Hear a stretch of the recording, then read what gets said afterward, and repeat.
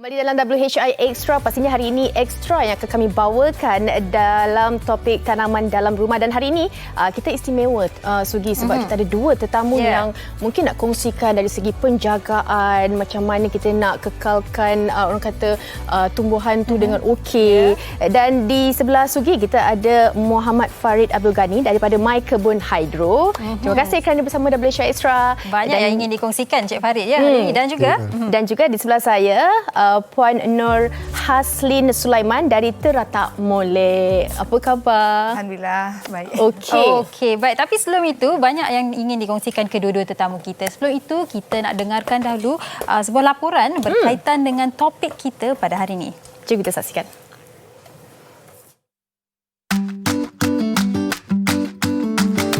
Aktiviti bercucuk tanam di rumah menjadi kebiasaan buat sesetengah individu. Apatah lagi sejak Perintah Kawalan Pergerakan bermula Mac lalu. Ramai dalam kalangan masyarakat yang mula memupuk minat untuk melakukan aktiviti ini. Ada yang menjadikan aktiviti tanaman di rumah sebagai hobi di waktu lapang. Namun ada juga yang melihatnya sebagai satu sumber pendapatan hidup. Aktiviti menanam tanaman sendiri di rumah tidak memerlukan kos yang banyak. Malah, ia juga mudah untuk dilakukan dan tidak memerlukan kemahiran yang tinggi. Selain daripada dapat menjimatkan kos, rata-rata tanaman di dalam rumah mampu membantu untuk menghilangkan tekanan sekaligus membantu membersihkan udara secara semula jadi. Bagi mereka yang lebih minat dengan tanaman berbentuk makanan pula, ia dapat dijadikan sebagai satu sumber makanan harian yang ternyata kualitinya jauh lebih segar dan bersih berbanding di pasaraya. Minat dalam bercucuk tanam di rumah sama ada sebagai hiasan maupun satu sumber makanan, ternyata kedua-duanya dapat memberi manfaat yang berguna selain dapat memupuk sikap untuk lebih berjimat cermat dalam berbelanja. Sejuk mata saya memandang di hadapan saya, semua hijau-hijau. Betul lah apa yang dikatakan dalam laporan itu tadi. Bila ada tanaman yang cukup hijau-hijau segar-segar dekat hadapan ni, boleh menenangkan kita. Dan kini kita bersama dengan Encik Muhammad Farid Abdul Ghani dari My Kebun Hydro. My Kebun Hydro, ya saya. Baik Encik Farid, bila kita cakap mengenai tanaman ataupun berkebun ni, ada orang rasa payah sebab dia kita perlu ada komitmen. Jaga pokok ni pun ada komitmen sebenarnya kan. Tapi mungkin Encik Farid boleh kongsikan jugalah, bila nak bercucuk tanam ataupun berkebun ni sebenarnya tak adalah susah sangat. Dan bila kita cakap mengenai cara penanaman secara hidroponik ni, ramai yang beranggap yang hidroponik ni kita tak guna tanah, kita guna larutan nutriennya saja. Dan tadi Encik Farid sempat berkata yang sebenarnya ada juga yang guna tanah. Mungkin boleh kongsikan sebenarnya tanaman hidroponik ni. Okey, tanaman hidroponik ni sebenarnya dia dah semakin popular lah semenjak PKP ni kan. Sebab kebanyakan orang dia tak ada ruang yang besar, tak ada tanah, tak ada laman yang besar. So hidroponik ni salah satu alternatif untuk dia bercucuk tanam. Sebab apa? Dia mudah, ringkas dan dia boleh start from barang-barang terbuang sajalah untuk kita mulakan. Okey, dan cakap mengenai hidroponik, Encik Farid ada membawakan orang kata set tanaman hidroponik. Jadi mungkin kita boleh ke depan nak tunjukkan apa yang istimewanya. Okey, tanaman set hidroponik ni kita ada dua jenis lah. Yang ni yang jenis yang untuk sayur daun, yang ni jenis yang dalam pasu. So dia boleh untuk yang lebih besar lah tanamannya, macam daun pandan, cekur. So sebenarnya tanaman ni tak limit kepada sayur daun je sebenarnya. Kita boleh guna herbs, buah-buah, sayur buah seperti sayur buah macam bendi ke cili pun boleh juga kita buat dalam ni. Okey, dan mungkin Encik Farid boleh kongsikan apa bezanya kita gunakan orang kata yang pasu yang kecil, yang pasu yang besar ni, yang ada mungkin medium-medium yang berbeza digunakan? Okey, medium ni sebagai sokongan untuk pokok-pokok tu lah. So medium ni boleh dikatakan sponge ada, boleh gunakan kokopit, boleh gunakan peat moss. So bergantung kepada keperluan setiap pokok tu sendiri. So apa yang saya ada depan ni menggunakan sponge lah. So sponge tu sangat murah je. Dengan sponge saya boleh buat satu set untuk tanaman yang saya makan sendiri. Okey, sponge maksudnya sponge mana-mana macam biasa ke ada sponge yang special? Apa jenis sponge pun tak apa. Yang penting dia sponge saja untuk dia menyokong pokok tu je. Okey, mungkin boleh tak kita angkat nak tunjuk yang menggunakan sponge hasil dia. Ini menggunakan sponge ya? Ya, ini guna sponge. Ni tu dah ada sponge. Okey, boleh kita keluarkan tunjuk kat mereka Yes, ni dah akar dia. Kalau yang macam ni dah berapa lama sejak dia lebih kata kurang usia dia lebih kurang dalam 7-8 hari. Baru je lagi ni. Okey. Dan bila cakap mengenai medium itu sendiri, ada tak macam tanaman yang berlainan menggunakan medium yang berlainan? Sebab ada yang berkata ada jenis pokok ataupun tanaman yang tidak memerlukan medium. Yes, betul. Kalau macam medium yang saya suka ni, saya suka medium campuran sebenarnya. Sebab medium ni dia satu tu bukan yang terbaik, tapi bila campurkan yang lain-lain tu jadi medium yang terbaik. Sebagai contoh kita ambil sayur ni lah. Daun pandan ni. Boleh kita angkat. Kita angkat akar dia tu.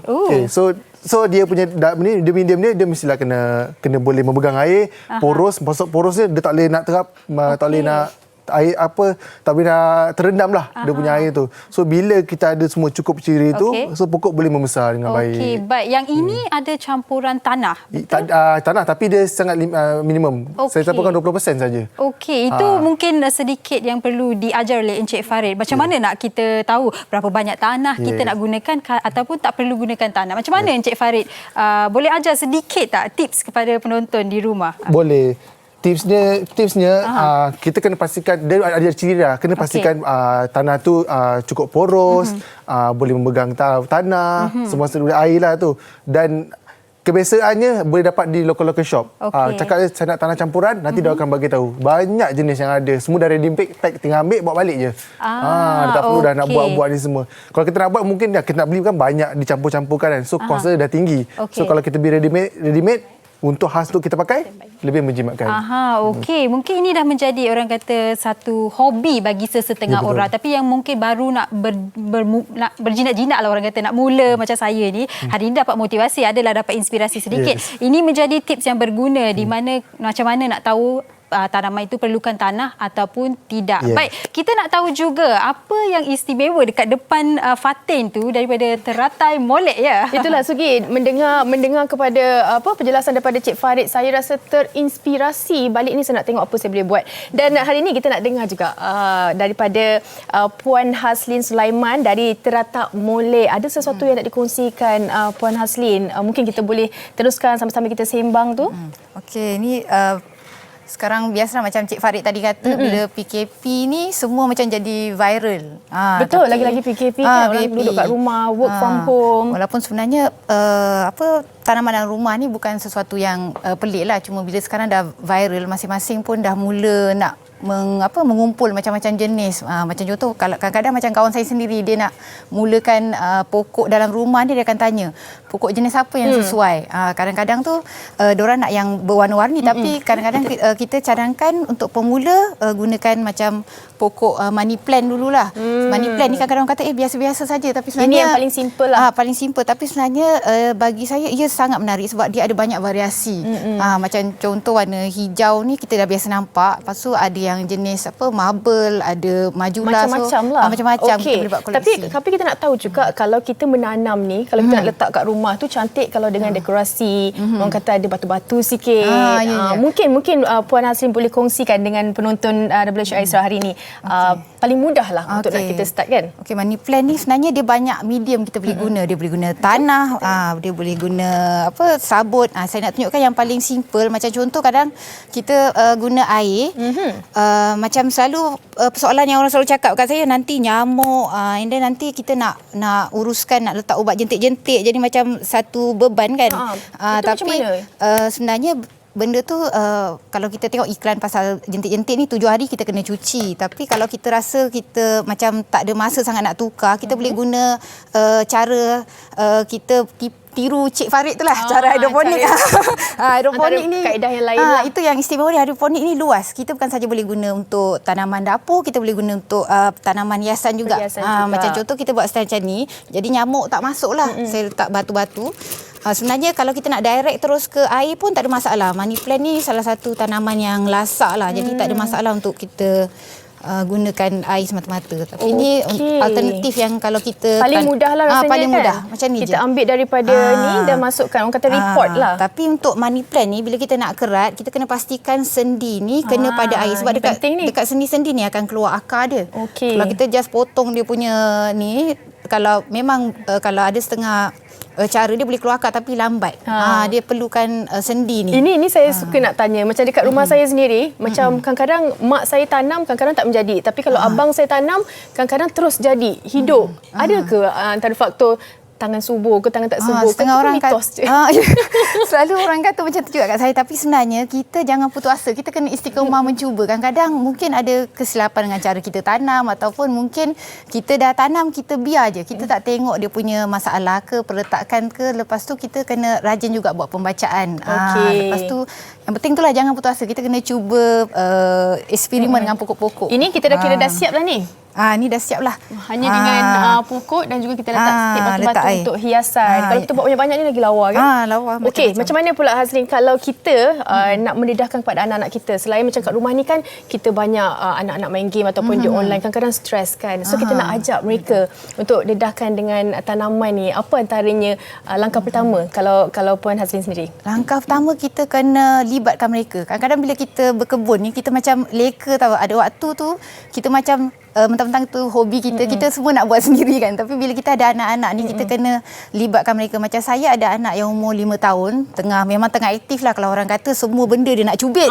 Biasalah. Jadi kita kena, kalau kita nak bagi arahan pada budak-budak yang sedang membesar ni, orang kata perkembangan awal, orang kata kita kena beri pelajaran mereka sambil bermain. Kita kena bagi diorang join. Macam contoh kita buat dekorasi ni ada dinosaur. Macam contoh anak saya minat dinosaur, Samalah anak kita. Kita tarik perhatian dia. Macam kita cari tanaman yang macam ada rupa-rupa ala dinosaur tu, kita buat kat sini. Lepas tu kita jangan halang dia nak letak mana. Kadang-kadang memang gerap bengkok pokok ni nanti rosak, tapi tak apa, kita bagi dia, nanti lama-lama makin lama dia buat cantik. Okey. Kalau kita lihat dekat depan tu, Puan Haslina adalah letak pokok-pokok dalam pasu dan sebagainya. Bagi Puan Haslina sendiri, kalau mereka nak bercucuk taat nak memulakan ni sebagai hobi dan tak cukup ruang dekat rumah, nak mencantikkan rumah, bagi Puan Haslina macam mana boleh mereka menaikkan sedikit seri dekat dalam rumah tu? Sebab kawan saya baru-baru ni ada pokok, dia beli kain putih, dia balut je pasu tu, dah cantik. Kalau Puan Haslina, apa yang Puan Haslina rasa boleh membantu mereka? Dia dah mula-mula nak dapat inspirasi tu. Okey, kalau ruang kecil ni, pertama kita kena tengok pencahayaan jugalah. Bergantung pada jenis kita nak tanam pokok tu. Ini berbalik macam sains kat sekolah lah. Betul. Apa yang penting untuk pokok-pokok. Sekarang baru nak faham betul-betul. Lepas tu kita ada contoh yang terbaik kat sini. Kita boleh tengok kat belakang tu, kita boleh pasang macam apa? Kata wall macam tu kalau ruang kecil kan. So dia boleh letak pokok dekat situ. Kena pilih pemilihan perabot yang sesuai lah dengan tempat kita. Kita tengok tu rumah kita. Contoh satu lagi, kalau kawasan tu mungkin tak berapa nak terang, kita cari pokok yang ada warna yang vibrant sikit lah. Yang macam jangan pilih warna gelap. Macam contoh kirki ni. Kirki ni kalau nama Melayunya macam dengar cantik, nama Melayunya lidah katak, jangan lari.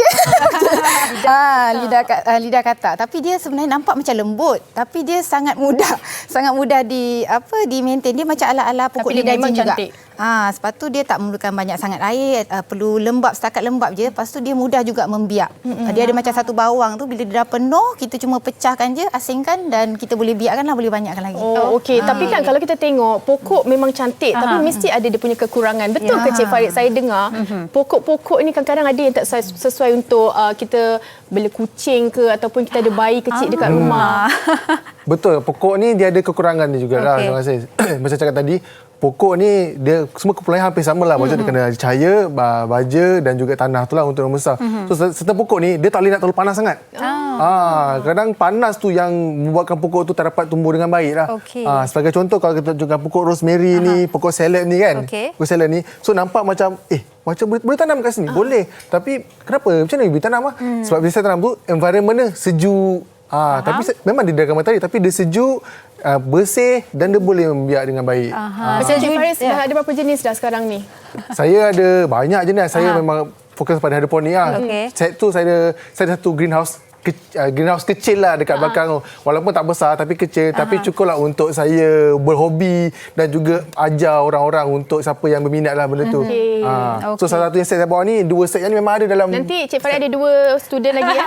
InsyaAllah boleh. Saya setuju dengan yang rosemary tadi tu. Sebab sejujurnya mak saya pun pernah beli rosemary, tapi itulah saya rasa mungkin dekat dalam rumah pun kadang-kadang haba dekat dalam rumah tu tak membantu dalam orang kata kesuburannya kan. Baik, Encik Farid hari ni nak tunjukkan kita demo macam mana nak tanam apa ya Encik Farid? Okey, hari ni saya demo ni kira pembiakan ni melalui keratan batang lah. So ini kira basic asas. Saya rasa tanaman ni sebenarnya dia kemahiran hidup sebenarnya. Semua orang kena tahu. Kemahiran hidup. Wow. Kemahiran hidup semua orang kena tahu. Semua orang kena tahu. Okay. So yang apa yang saya sediakan ni semua ya tanah lah.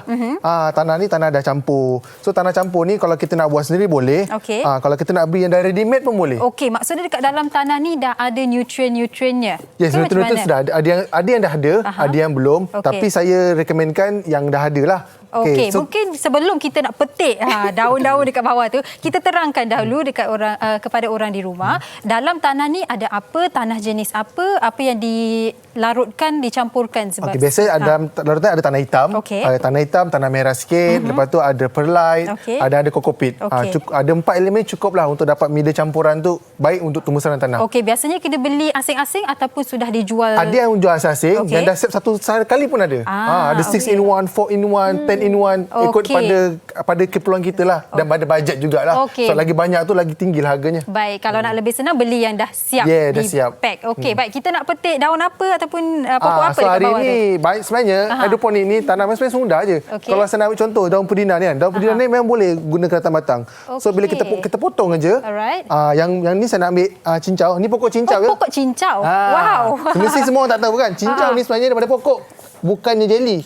Ya, kita selalunya kaitkan cincau dengan jeli-jeli. Kita tahu minum. Biasa famous lah bulan puasa kan. Campuran bandung. Kalau saya nak bau sedikit boleh tak? Dia tak ada bau sangat. Tak ada bau. Tapi bila pegang tu rasa bau cincau tu ada sikit. Okey, baik. 2 pokok ni sahaja ke? Cik, macam nak tanam banyak tak? Banyak ni boleh tu. Okey, yang mana yang boleh ditanam? Kesum ni. Kesum ni Pak. Comel je kecil. Ni pun boleh daripada keratan batang juga. Kita ambil sikit. Kalau bayam Brazil?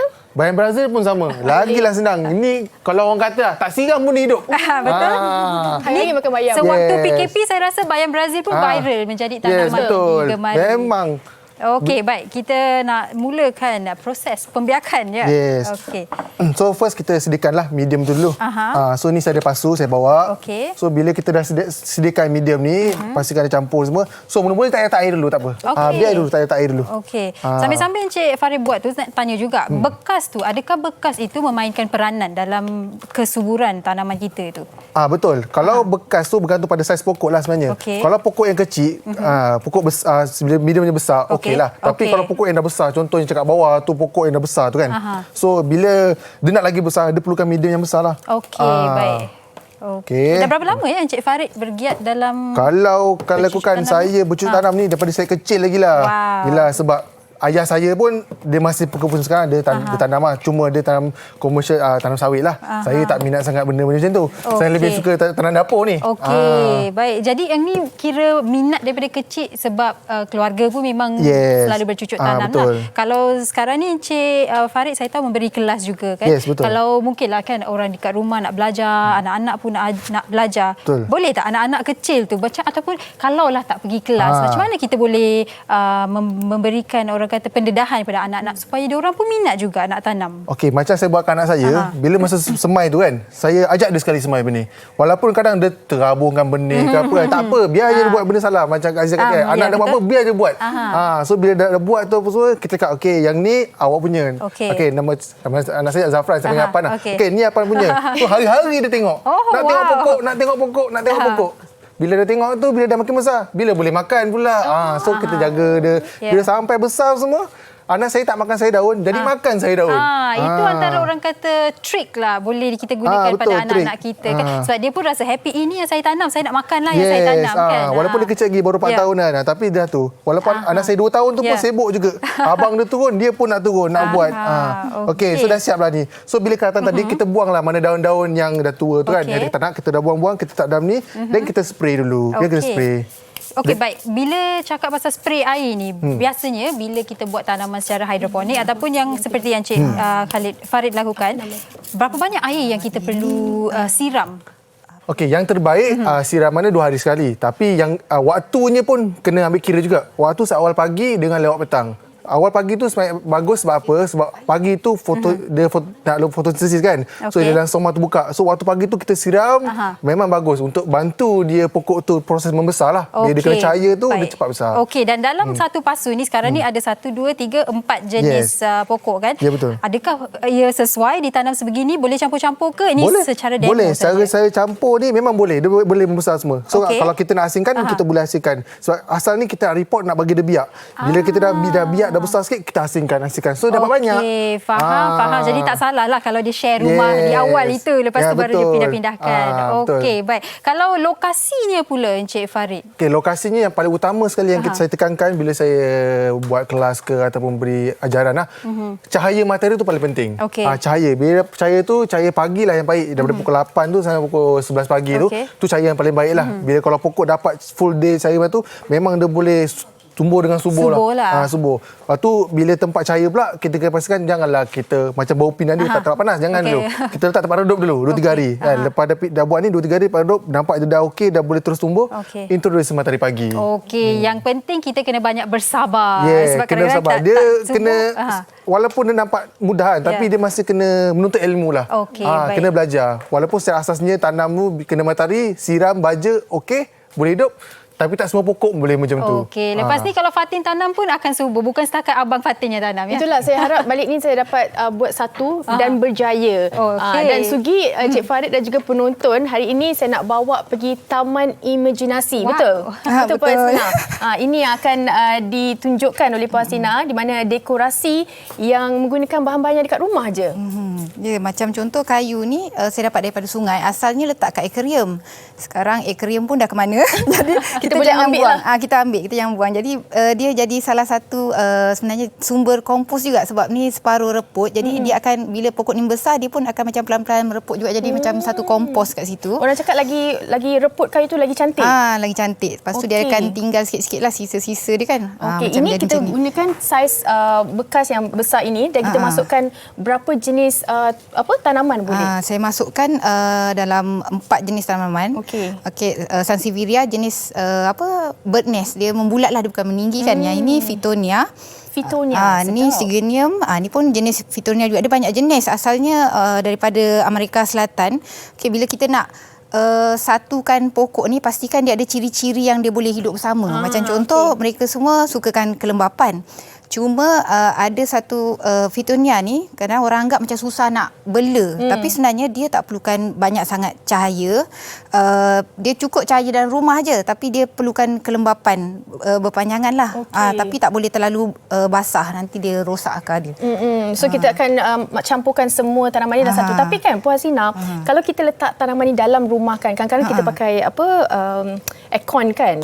Tak menjejaskan dia punya pertumbuhan ke kering ke? Aircon tu dia akan macam dia akan mengeringkan lagi lah, tapi sebenarnya kita boleh letak jauh lah daripada tempat yang dia jatuh tempat utama aircon tu flow kan. Kita letak tempat yang jauh sikit lah. Macam lampu pun kalau setengah orang gunakan lampu untuk bagi pencahayaan, kita tak boleh dekat sangat, kena ada jarak yang bersesuaian. Okey. Dan kita nak tahu jugalah kalau kita nak buat ni untuk macam saya yang mungkin baru nak cuba kan, tips untuk kita kekal terus committed dengan kita punya penjagaan ni. Satu, kita kena tengok dia sebagai satu terapi. Kalau kita rasa macam pokok tu rosak ke apa ke, kita jangan macam rasa leceh lah, tapi kita rawat dia macam kita rawat orang yang sakit, orang yang kita sayang sakit, macam kita bela dia jugalah kan. Jadi kita macam rasa happy walaupun macam mana keadaan dia. Satu lagi, macam bila kita nak buat hiasan macam ni, kita tak semestinya perlu jadi seorang yang profesional nak hias. Betul. Macam contoh, saya bagi hiasan yang simple hari ni. Kenapa saya namakan dia Taman Imajinasi? Sebab contoh saya nak rasa taman ni macam kita bayangkan, contoh kalau kat laut kita akan banyakkan macam siput-siput semua, tapi sekarang saya nak imajinasi macam keadaan di mana kita hidup dalam persekitaran kehijauan yang aman damai, jauh daripada kesibukan kan. Terapi lah untuk kita. Satu terapi. So sambil tu kita membayangkan perkara tu. Kita jangan stres sangat nak susun macam mana kan. Macam penonton di rumah tu mungkin nak tahu macam mana nak tahu banyak lagi berkenaan dengan tanaman ni. Puan Hasina boleh kongsikan Instagram. Instagram saya Teratak Molek. Simpelnya. Nanti boleh pergi sana, Puan Nasrin boleh tunjuk-tunjuk ajar sikit lah. Okey, Sugi, ada apa nak dikongsikan lagi? Bukan saya nak kongsikan Fatin, tapi Encik Farid nak kongsikan bersama kita tips lah kalau baru nak bermula kan. Mungkin Encik Farid, saya nak tanya, kalau saya nak tanya 5 pokok yang boleh kita mulakan untuk simpan dekat dalam rumah. Lima pokok lah. Ya. Okey, sebenarnya bukan 5, lebih dari 5 pun ada sebenarnya. Okey. Tapi tak apa, kita bagi 5 untuk awalan. Kita bagi banyak sangat nanti kan banyak punya ya, pening. So bagi 5. So bagi yang 5 ni yang biasa kita guna pakai biasa saya letak rumah boleh guna parsley. Okey. Parsley tu memang dia boleh hidup dalam rumah. Dia cahaya minima. Air pun dia boleh hidup. Yes. Lepas tu daun sop. Daun sop pun boleh, daun ketumbar. Daun sop dan ketumbar. Rosemary pun boleh. Dan juga mint. Mint ni paling senang lah. Sebab mint ni dia letak tepi tingkap ada cairan pun dah cukup. Lepas tu kita nak buat air teh senang ke. Petik, basuh, buat air. Okey, baik. Dan Encik Farid akan mengadakan satu kelas tak lama lagi. Mungkin boleh kongsikan di mana dan bila dan bagaimana mereka boleh menghubungi Encik Farid. Okey, sebab sejak daripada PKP ni kan, sebelum ni saya buat kelas secara offline lah, orang datang tempat kan. So bila dah PKP ni tak boleh nak berkumpul apa. Betul. So saya ambil inisiatif untuk buat secara online lah. So secara online ni kita guna platform Zoom lah. So bila kelas saya ni saya ajar daripada A to Z berkenaan tanaman pokok, bukan hidroponik, pokok, penjagaan pokok. So saya akan live daripada greenhouse saya sendiri. Saya akan tunjuk showcase apa yang saya buat. So semua akan tahulah apa. Sebenarnya tak ada tips, tak ada apa-apa tips yang rahsia pun. Nak berkongsi ilmu lah. Semuanya sama aja. Kalau berkaitan tanaman yang macam tu pun ni semua lebih kurang sama aje. Kena ada cahaya, baja dengan air. Tu kalau satu sebenarnya hidroponik ini semudah ABC. ABC je. Air, baja, cahaya. Cukup. InsyaAllah boleh. Kalau macam ni, set macam ni, kira set yang paling mudah lah. Sebab orang tak boleh nak siram hari. Kita weekdays kerja. Kadang balik awal pagi, tengah malam baru balik kan. So tak ada masa kan. So dengan tanaman macam ni, ada tangki air apa semua. So kita boleh tahu seminggu sekali cukup lah. Asal ada air cukup. Okey, kalau kita lihat set ni memang orang kata nampaklah canggih sedikit dengan water pump ni. Kalau tak boleh guna botol mineral tadi Encik Farid katakan. Botol mineral macam nak lebih kecil macam ni apa semua. Tapi yang penting kena mulakan. Okey, baik. Dan kelas dia adalah pada 26 Disember. Boleh tengok kat saya punya IG ataupun dalam Facebook. Okey, My Kebun Hydro. Kat situ adalah detail-detailnya semua. Okey, baik. Terima kasih banyak-banyak Encik Farid dan juga Puan Hasli. Banyak yang dikongsikan hari ini, banyak memberikan saya sendiri motivasi dan inspirasi. Saya harapkan Fatin pun dah dapat inspirasi lah nak bercucuk tanam balik lepas kita ni. cuba. Okey, dan anda di rumah, kami berharap anda telah menikmati apa jua yang dikongsikan. Kita akan berehat sebentar, kembali selepas ini di Wanita Hari Ini.